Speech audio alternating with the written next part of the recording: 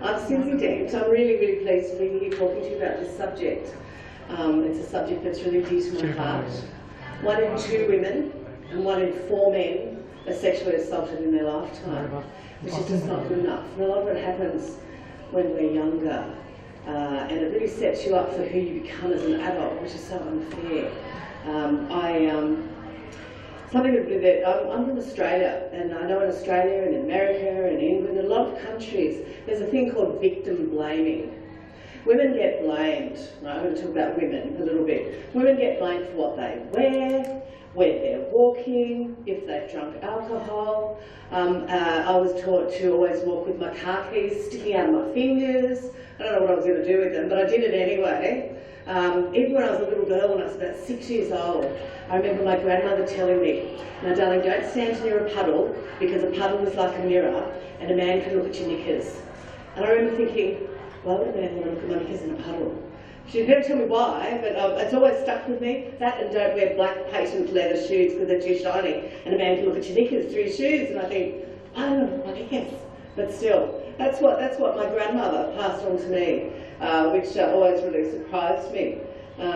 But in this day and age, we're surrounded by media. I work in the media. I'm a hair and makeup artist. I have been for 35 years in film and television. And the media depicts to us images of women and the way that women are treated. And we kind of seem to accept that as the norm. The way women are presented to us in magazines, or photoshopped looking perfect when they're not in real life, that they're aliens. But mainly in the media in Hollywood, we see a lot of violence. We see violence towards women, and we just seem to it just flows over us, and we just accept it. And it's not really a good thing to accept.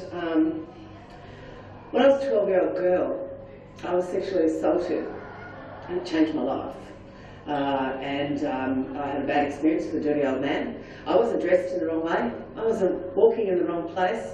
I was a 12-year-old girl, and 12-year-old girls back in 1974, we didn't have the internet, and we didn't have Google, and we didn't, I was only allowed to watch G-rated TVs, and I still went to Sunday school, and I was a little girl, and I was so ashamed, and I did not tell my parents, because I didn't believe that my mother would believe me, because I just knew she wouldn't. I couldn't tell my parents. I was so filled with shame, and so filled with shame about my body.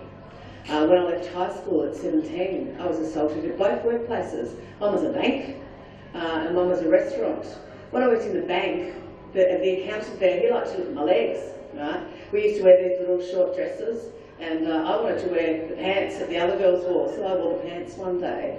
And this man liked me to make him coffee, and he sent me home to put the dress on. I was the only girl that wasn't allowed to wear trousers.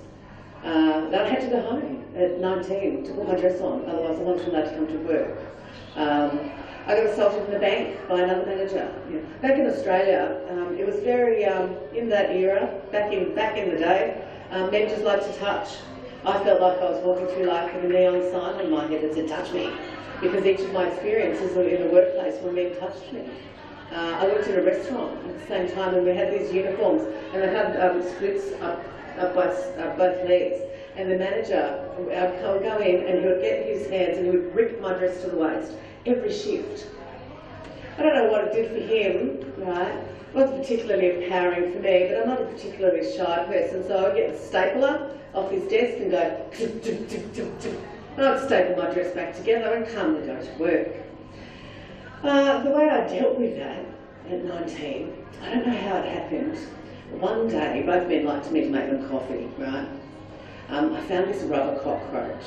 Now in Australia we have big cockroaches, big ones, right? And this one looked really real. And I figured I'd make them a cup of coffee, and it was a special cup of coffee. And in the same week I made both these men a cup of coffee with the cockroach in the bottom of it. So by the time I got to the bottom of the cup of coffee, the screams of horror that came from these men was absolutely unreal. I never had to make a cup of coffee again. The restaurant man stopped actually ripping my dress, which was great because it had gone on for a while. And it was back then at 19 that I realised that if I changed the way I dressed, I wouldn't attract the attention that I was getting. So I got a new bank uniform that was twice the size and twice the length of the one that I was supposed to wear. And I didn't hem it or anything, it was a sack. But I was still wearing a dress. So I wore the dress and he didn't say anything about it. When I was 20, I'd saved up money from working these 2 jobs. And back then, that's what you did, you went backpacking. You know, it was a big, exciting adventure, and I saved all my money up. And a lot of I'm a first generation Australian, so my parents come from England, so I went and saw my British relatives for the first time and stayed with them. And I went to Greece, and I had another experience. So I like to call it unwanted sex. Basically, I didn't want to have sex, but the man who locked me in the room that I was in did. I never put it with the label, you know, I never called it rape, because that was just too powerful for me to deal with. So I just called it unwanted sex. I never told anybody about that either. However, from the age of 20, I stopped wearing dresses. They say that, you know, you have to, you know, you don't want to be a victim, you're a survivor. And I never thought of myself as a victim, but I did, however, let these experiences that I had, I let them define me as a woman for the next 30 years. I never wore a dress again. I dressed down, I covered my body. So many times men would say to me, oh look, you know, you should be grateful because if you didn't look the way you did, I wouldn't, you know, I can't control myself because you're pretty. It's just like, really? You have to rip my dress because of the way I look? So I decided to not be pretty. It made me feel really bad about myself. I would have women say to me, you've got great legs, and it would make me feel guilty that I'd made them feel bad about themselves. So we have to be careful how we talk to people, you know. And I covered myself up. I never ever wore a dress again. I never wore anything fitted again. And I only really just started coming into myself as a woman. As my breasts grew, as I was developing, I would strap them down and try and make myself look as sexless as possible. And big breasts are kind of, you know, in my family. I'd covered myself up for 30 years of my life and moved through life like that. I hated having my photo taken. I hated people looking at me. I didn't become the woman I was supposed to become because of the experiences that I'd had growing up, you know.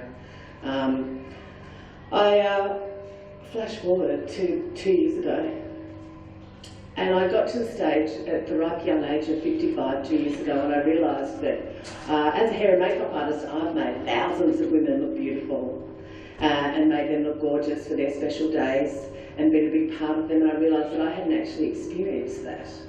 And I live with a husband who suffers from depression and anxiety and anger management and blame issues. And he's been in this place for 7 years. And it's hard to be, actually it's exhausting. It's exhausting. I have to be honest, it's exhausting. I adore my husband, we've been together for 28 years. You know, when somebody breaks a bone, you can see that they're broken, they've got a plaster, but you can't see when their head's a bit broken. And he had a lot of reasons to get where he got. You know, his mum committed suicide, his brother-in-law committed suicide, all the family are dead from drug and alcohol abuse, so we have a big, long history. Every year someone was dying, so he had a really good reason to be depressed and sad. But he also got really angry. He was angry all the time. He called himself the angry bastard. However, he was angry at me and our son. Really angry, livid. So we would tiptoe around the house. And you know, it'd be like walking on eggshells because you would never know when someone's like that in that mindset, you never know what's going to set them off. And it took me years to realise that I was in an emotionally abusive relationship. People talk about domestic violence and you think of someone getting hit or someone getting broken, you know, and you see the bruises. But when you're being a support for someone who's wounded, it's your heart that's being wounded and your heart that's being stabbed, you know. So I realised, I woke up one morning, tears rolling down my face because I'd been up all night stomping around and I really didn't want to start my morning like that. And I realised that I had to change myself. I couldn't change him anymore because it didn't matter what I said to him, he was stuck in the past and kept going back to it. If you had helped me 6 years ago, and if you had done that filing, then I wouldn't be in the mess that I am now, because when you're not well, you know, people blame everything and anything that they can. So I realised I started listening to motivational videos. No, motivational, not videos, you can't listen to video, we can. So when I was walking, I was listening to stuff. And the common theme that I found was that you have to change yourself. And you're the only one that's responsible for yourself. You are the only one that can help yourself and heal yourself. And that to make change in your life, you have to make yourself uncomfortable. So I put it out to God, to life. This is what I want to do. I want to be in front of the camera instead of behind the camera for a change, you know. Get out there and maybe do some commercials, make a bit of money, something like that. Nothing that would make my husband uncomfortable, because if I did anything different, at that stage it was basically I left the house to go to work and I came home. No one came to our house anymore. People didn't come round because he was just too angry, and there's just all this vibe in the house. And I thought, well, maybe I could do something like that. And all of a sudden, I'm a big believer that God sends us whispers. The whispers come to us. Sometimes they're very light and we don't hear them, and sometimes it's like, oi, are you hearing me? You know, oh. And I got this message on Messenger from this woman who contacted me and said, I think you'd be really good fit for the Mrs. Earth Australia beauty pageant. And I went, fell on the floor laughing, right? It got back to her because it was a messenger, which is good, so she couldn't hear me. And I said, oh darling, you just made my month. A, I'm nearly 55, and B, I don't wear dresses, so I'm just so not the pageant kind of woman. And she's like, no, a woman over 50 do this. And I thought, all right. So I looked at their website and I checked them out, and they supported a charity called Souls for Souls. All beauty queens support things. They support pageants. They support charities. They work very hard behind the scenes. And it really appealed to me, Souls for Souls. They collect shoes, new and used shoes, and distribute to people all over the world that don't have any. So I learned about this charity, and I looked at it and I realised that God was sending me a message. And I was being sent my sliding door moment, and it was so far out of left field and a very uncomfortable thing for me to do, because by that stage I had a psychological fear of wearing dresses. I mean, I couldn't do it. Oh, apart from that, I didn't have any. Didn't have any shoes either, or jewellery or anything. I didn't have any. And I thought, okay, I'm just going to trust that I'm being sent on this journey. So I took the left door rather than the right door to say where I was, and I said yes. And I came up with this, in 10 minutes after I'd said yes, I came up with this whole marketing campaign in my head for this company called Bartercard Australia. Because we had no money. So we're both self-employed, me and my husband. We've been broke for ages, because when you're depressed you don't work as much. And life is difficult. So people don't realise with depression comes money problems, big ones. So I came up with this idea, and I had one stretch pull-on skirt, and I got this little, they sent me this sash that said finalist, and this tiara. Never had a tiara in my life because I was a tomboy. And I rode my dragster bike around. Mind you, I was chasing the milk boy, but still. So I went in to see him and I said, okay, I've got a business plan for you. Bartercard had a history of sponsoring sportsmen, men who drive racing cars fast, punch people hard, and run fast. All sportsmen. I said, so how about you sponsor a middle-aged beauty queen collecting shoes for charity? And he liked the idea so much, and I said to him, all you need to do is you open the doors of your offices all around the country for drop spots for people to put their shoes in and donate shoes. And that way, your company gets advertised, you know, we hear about Bartercard. I get to talk about my pageant journey and raise awareness for the shoes. And he loved it so much that he said yes. And I was so lucky because he not only said yes, but they gave me money, barter dollars, that gave me the dresses that I needed, because, you know, we're talking gowns. I've never worn a gown in my life. Gowns, shoes, jewellery. They gave me PR, so I got to be on television and talk about the charity and in newspapers and magazines. And all of a sudden, each dress that I wore, even though it was difficult, the first gown I had made, it was all sheer across here. I've never worn anything sleeveless in my life, and I still wouldn't because it actually makes me uncomfortable. So I got this dress, and I looked down and you can see my cleavage, and I burst into tears. And oh my God, you can see my skin! Even though it was covered, so she stuck stuff on it, and there you go, you can't see it now. So I was brave, and I did it because I wasn't doing it for me. I was doing it for someone else. I was doing it for this charity. I was also doing it because I wanted to try and include my husband in something and change his mindset, because he's he works for International Courier. And I thought, if we collect the shoes, then he can post the shoes, and you have to give to receive, so that his business is giving, and then maybe he'll receive something, you know, and maybe it'll change his mindset, and he might focus on something else, and we kind of do the thing together. So anyway, I put the gown on. I practiced walking in high heel shoes. For the first 2 weeks, I just stood at the end of my bed going, oh wow, I'm going to blow a knee for sure. So I'm used to wearing runners with orthotics, you know. And I practiced walking and gliding with a book on my head. So, you know, I was like, I could look like this. when I was walking, because you know it's all about gliding. You were supposed to look elegant, not like a Gumby, like a Thunderbird puppet, you know. And I was very, so I went down to another state in Australia, and there was I was the oldest competitor, which never really bothers me because for me age is just a number. That's what you do with it, it counts. I went down there, but I had my mindset on. I visualised wearing that crown and winning the crown. Every day I was going to win the crown. I didn't go there to lose. I went in this to win. There was a cut-off age when I went in, which was 56. And I went, well, I've only got 1 year. This is my year, so I'm going to give it everything that I've got. However, I really liked them after that.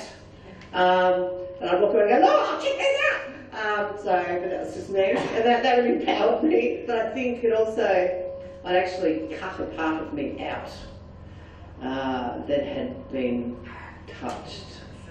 And it might sound really weird. And I tell you this, and I'm being really honest with you, because sometimes people think sexually assaulting young people and children has to be about rape. It's not. If you get touched in the wrong way when you're a child, it can really badly affect you, and that's how it affected me. My whole body image was out the window. And it just, you know, I didn't become the woman that I was supposed to become. And I get to tell my story now if I can encourage one person to not let their experiences define them, which is what I did. I wasn't a victim, but I sure let it change me because I kept it to myself and I never said anything, you know. So I went to Vegas and I competed against, with 36 women from around the world who had competed in their respective countries.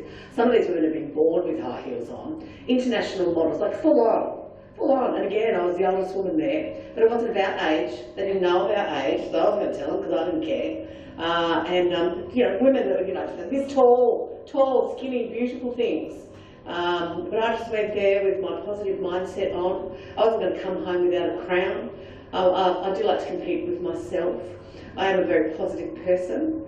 And I wasn't there to lose. I remember when I was in Melbourne and I was competing, I met this other woman who was a little bit younger than me, and she said to me, oh look, I'm just here because, you know, I like meeting other women. And I said, oh, are you? I said, I'm here to win.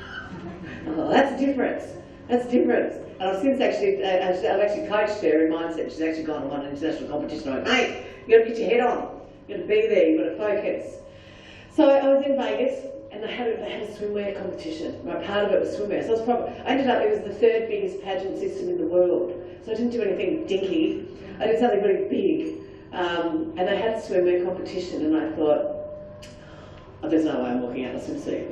No, I can't do that. And it's all about, like, we're seeing women walking out in swimsuits, it's about their confidence. Yes, it's about looking at their body, because, you know, that's what we do, we can't help it. But it's about how confident they are. And there's no way I could be confident. So my husband and I came up with this idea for a swimsuit. So we created, this wonderful woman made this Bond girl inspired scuba suit for me. So it's like, came to here, covered my bottom, had a zipper, so no cleavage, had sleeves, so I didn't show my arms, right? Had a little collar, right? It had a thin cut in here, so I looked like I had an hourglass figure. I strapped a dive knife to my arm, a dive knife to my leg, one here, so I was a very Bond girl. I strutted out on the stage in my heels and I went, rah! And I scored straight 10s and a 9.5 from the 5 judges. It was about being confident, you know, and so I didn't feel rude and I didn't feel exposed. And when I was backstage, they didn't know what I was going to wear, and I walked out and they just went, oh, wow. Okay, wow. We did cut the knives off, by the way, because America's a bit, you know, thing about guns and weapons. So the night before, I met my husband and we're sawing the dive knives off and replaced them with paddle pop sticks so I could shove them in, you know. But they'd never seen anything like it. And because I scored so highly in that particular section, and because I'd done something different, I actually changed the pageant world. So swimwear is now no longer has to be worn that way. Can now be worn in a much more modest way. So I'm a very modest person. So I did the interviews and I strutted out there in my glider, in my gown. I didn't face plant the floor. I was just so amazed to be there at 55. I came 3rd runner-up in the world out of 36 women. I came home to Australia with a crown and a title of Mrs. Earth Health. So Paul, thank you so much. I surprised myself. And the funny thing was, I got lots of press all over the world, this 55-year-old tomboy beauty queen story that I have, because I'm kind of a bit real, you know, a bit like the anti-beauty queen, and I'm not a size 6. But the funny thing was, so often I didn't really feel like I deserved it, like the accolades. Part of me was still that teenager, that tomboy, and often I would think to myself, well, it's, you know, people say, oh, that's amazing, and you're so inspiring, and I think, yeah, I just put on a dress, you know. And for some women, it's like they can wear dresses and they can have cleavage down here and go, wait, it's so brave. There's no way I could show my breasts, you know. I couldn't do it. I could show my husband, that's it. And it took me a while to actually really accept that what I'd done was a good thing, was an inspiring thing. I knew though, however, that I had built my self-esteem and my confidence, so now they were both as high as each other. And I've become this woman that has found her true authentic self in my journey, which I'm ever so grateful for. I really believe that God has had me on a journey, and a journey to become the woman that I'm supposed to be, so that I can help other women, maybe not wait till they're 55, to become the women that they're supposed to be as well. Because we all have stories, and we all have a voice, men and women, and with empathising with other people's story comes power. And if we can tell our stories, maybe one person, we can change the life of one woman, we can then change the life of someone else, then that makes us really good humans, you know, and that's how it's supposed to be. My whole journey of this self-discovery, because there's no one else here and I may as well fill the time, started 2 years before that. In 1986 was the last time a man touched me without me wanting to. And he was a big star. We're talking about the Me Too movement. So I'm part of the Me Too movement in that in 2014 I was the strongest witness for the prosecution to come forward to put a very big star in England in jail as a pedophile.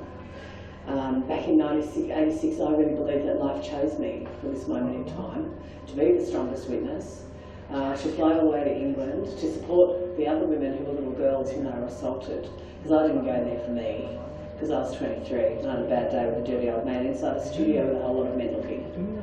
Whole lots of men standing around just watching me being groped and touched and groped and touched. This man was so rich and famous, and as we've seen with the Me Too movement started in the entertainment industry, with big stars being taken down by brave women who came forward and went, you know what, he's not what you think he is. And I now have stepped into my power to tell people that I'm that woman. I have had court-granted anonymity since 2014. When I first came forward for the case, because I saw the woman who started it was 15 when she was assaulted, and I went, oh, no, you're not lying. Lied a whole day with this bloke. I knew that I had to come forward because I'd be a hypocrite if I did not. And so I did, and they chose me to be a witness, which was great. In the very beginning of the court case, the press wanted our names. I was called a bad character witness, so I didn't do it for money or anything, I just got to talk about my day. And it wasn't, like I said, it wasn't about me. None of it was about me. A bit like doing the dress thing, that wasn't about me either, that was about charity. So doing things for others helps you, you know, gives you the strength and the power to keep going forward. So coming forward in this court case, life healed me, I think. I did everything that I had to do in court. I was found the next day by the BBC. I had 30 different press agencies contact me over the next 2 weeks wanting to, oh, they were great, wanting to do a story on me. I want to put you on TV, we'll black out your face. I'm like, no. We'll change your accent. It's like, no, it's obviously, my favourite headline was Australian, no, I won't tell you that because we're videoing. No, Australian television makeup artist dramatically stares down Rob Harris in court. I thought, I did that was me. That was me, I did that, because when I got off the stand, right, I got off the stand after being called a liar and talking about my day, And I just glared at this man in the box in his little glass cage. I couldn't help myself. All the way up the stand, I was just looking at him, and he turned his whole body away from me. He did not look at me once, and all the press was sitting behind him, checking it out. And I was just in another place. And then that night I saw all these headlines about me, and I just hoped that these headlines about this strong, powerful, confident woman, I went, oh, that's me, yay, would give them the strength. There was women there that had to stand behind a wall, stand behind a blanket. They're 49. 49, it's no good, it's not on, you know. So that's what I did, and that's my story. And when I was over there, I had this. Before I went, I felt quite burdened by all these spirits, which sounds a bit weird, but I'm not really an airy-fairy person. But it was such an important thing that I was doing, and I knew it was important. When I went to Stonehenge, inside the walls of Stonehenge, which is, you know, you all know where Stonehenge is. It's supposed to be a really big spiritual place.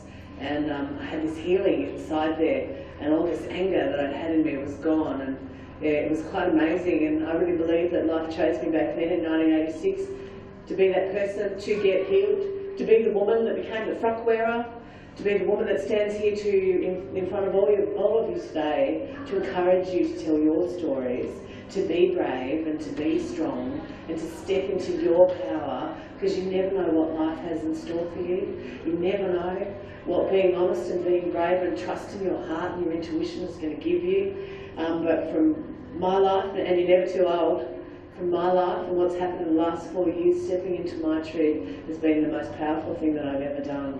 My life has completely changed. I'm now a motivational speaker, and I speak to women around the world, and it's so exciting to be able to engage with other women and go, rah! And because of the Me Too movement, women are being heard now.